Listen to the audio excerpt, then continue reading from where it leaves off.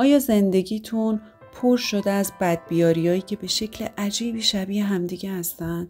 یا اینکه یک سری اتفاقات تکراری که مدام در زندگی تجربهش میکنید و تا حالا دلیلی براشون نتونستید پیدا کنید؟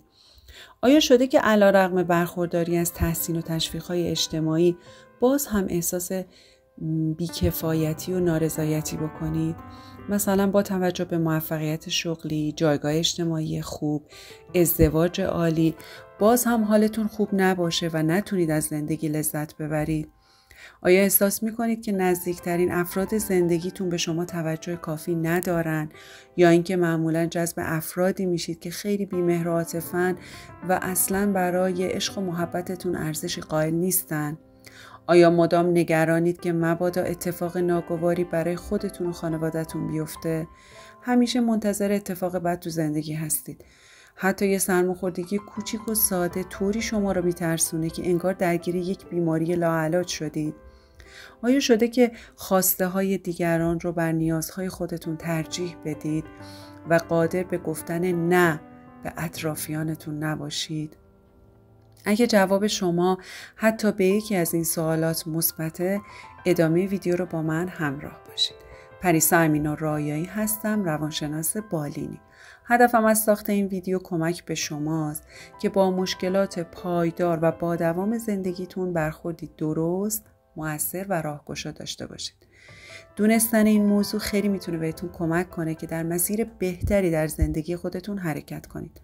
همچنین اگه در نقش یک والدم هستید، به جرئت میتونم بهتون بگم که کودکی که والدینش با این روی کرد آشنایی دارن، مفاهیم رو خوب درک میکنن و میتونن اجرا کنن، هیچگاه فرزندانشون دچار اختلالات شدید روانی نخواهد شد. خب، جواب مثبت شما به سوالاتی که مطرح شد نشون میده که شما تو زندگیتون درگیر یک سری تله‌هایی شدید که این تله‌ها شبیه یه رشته‌های نامرئی هستن که زندگی فعلی و الانتون رو اومدن به گذشته‌تون پیوند دادن.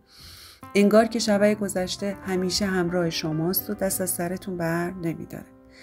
تله‌های زندگی یا در اصطلاح تخصصی ترش طرحواره ها رو آقای جفری یانگ، روانشناس مشهور آمریکایی، برای اولین بار مطرح کردن.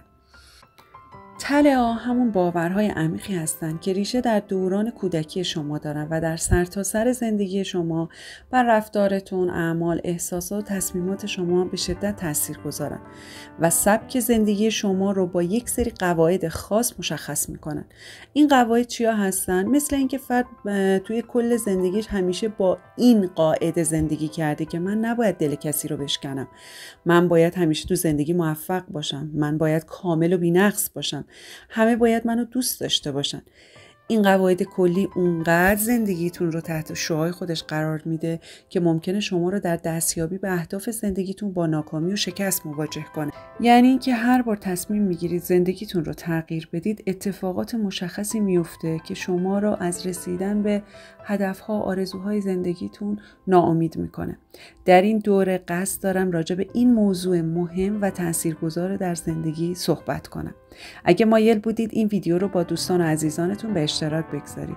منم قول میدم که همیشه اطلاعات مفیدی رو در رابطه با سلامت روان در اختیارتون بذارم. هفته فوق‌العاده‌ای داشته باشید.